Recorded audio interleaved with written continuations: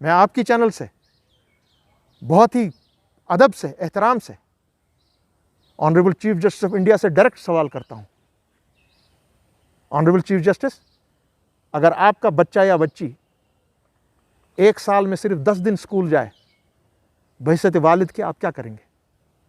अगर आपकी बच्ची या बच्चा 1 साल से 4G इंटरनेट से महरूम हो और वो अपना कामकाज नहीं कर पाए, वो ऑनलाइन नहीं जा पाए, बहसत एक वालिद के आप क्या करेंगे? क्या आपने कभी सोचा है कि आपके बच्चे यहाँ पर हैं?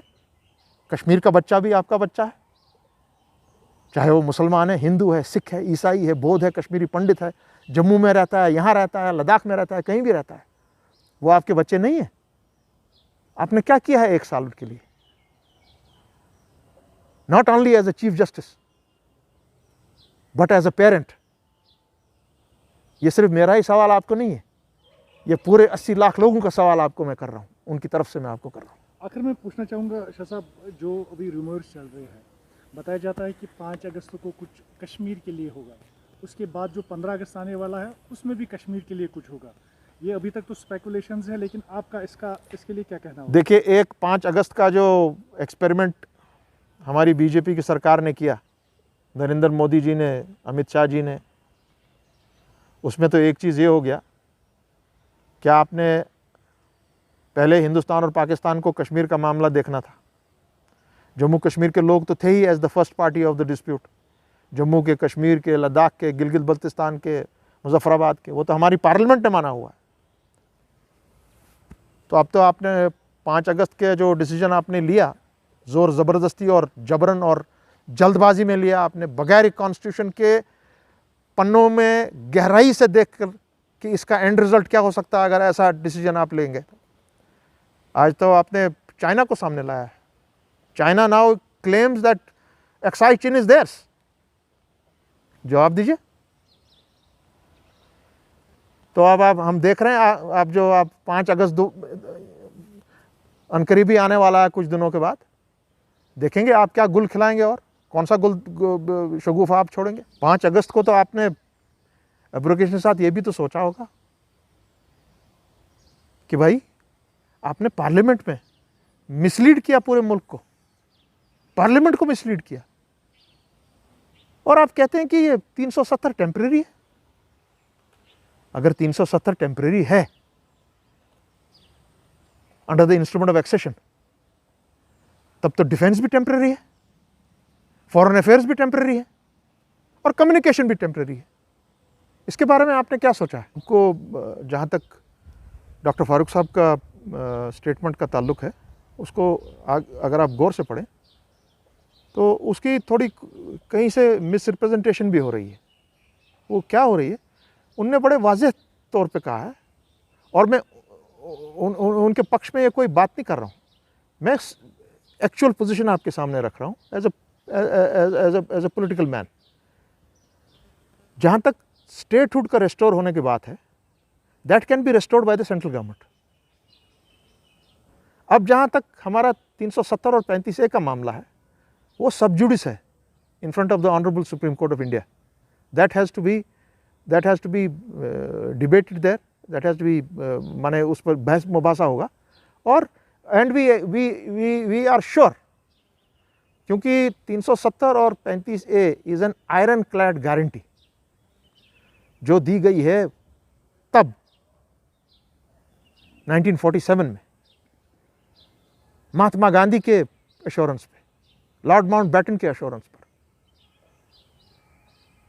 यहाँ के महाराजा की एश्योरेंस पर, उसके बाद पंडित जवाहरलाल नेहरू, डॉक्टर श्यामा प्रसाद मुखर्जी, सरदार पटेल, मौलाना अबुल कलाम आज़ाद। ये कोई छोटी सी बात नहीं है। और वो गारंटी फिर तब्दील हुई इंस्ट्रूमेंट ऑफ एक्सटेंशन के बाद, it went into the shape of 370। उस वक्त हिंदुस्तान की कॉन्स्टिट्यूएंट असेंबली वजूद में थी, और पूरे हिंदुस्तान में एक ही स्टेट की अपनी कॉन्स्टिट्यूएंट असेंबली थी, that was the constituent assembly of the state of Jammu and Kashmir.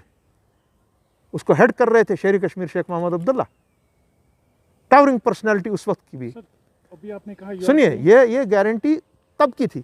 आपने यहाँ पे 5 अगस्त को एक हिमालयन ब्लंडर कर दिया नरेंद्र मोदी ने, अपने मोदी जी ने और बीजेपी ने, कि आपने कह दिया कि वो जो दिग्गज थे जिन्होंने फ्रीडम दिलाया पूरे मुल्क को, उनका दिमाग कुछ नहीं था और आपका दिमाग बहुत बड़ा है, और आपने 70 साल का काम 4 घंटों में ख़त्म कर दिया, और वो भी इलीगली, अनडेमोक्रेटिकली, अनकॉन्स्टिट्यूशनली आपने कर दिया, वो बंदूक के जोर पे, पार्लियामेंट में नंबर के जोर पर, और तो कुछ भी नहीं है। सुप्रीम कोर्ट के पास क्या चारा है? कोई चारा नहीं है इसको रेस्टोर किए बगैर, nothing else, it's a guarantee. Sir आपने अभी कहा yes, they will be under contempt, और खुसूसन जो वो जब से यह मामला सुप्रीम कोर्ट में है, हम उस पर ज़्यादा बात नहीं कर सकते हैं, जब से वहां पर यह मामला है अंडर द कोर्ट, और जो आप तब से आज तक जितने भी आपने कवानीन यहां पे पास किए हैं या जो कुछ भी आप कर रहे हैं, that is a violation of the Supreme court. That is what I am saying कि भाई that is a violation, you can fall under contempt. आप किस तरह ये कानून यहां ला रहे हैं जब मेरा केस वहां अभी डिसाइड ही नहीं हुआ है? ये तो मेरा मानना है। तो लीगल एक्सपर्ट्स क्यों नहीं इसमें सामने आ रहे हैं अगर उन्होंने कंटेम्प्ट किया है? कर रहे हैं अभी ये केस, ये क्योंकि इतना कोविड का मामला है, दो मामले हैं। हाँ, इसमें मैं एक बात आपसे ज़रूर कहूँगा कि जम्मू कश्मीर के लोग, बिलखसूस यहाँ कश्मीर से ताल्लुक़ रखने वाले, they are not happy with the conduct of the Supreme court.